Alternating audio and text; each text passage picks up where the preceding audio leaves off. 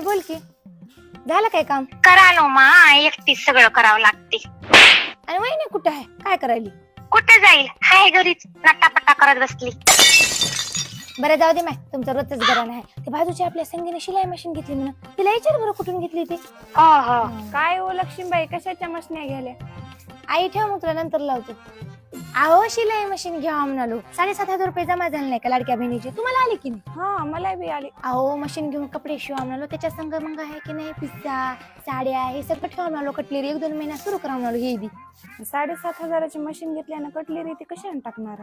लाडक्या बहिणीचे पैसे येणार नाही काय, त्यानंच टाकतो.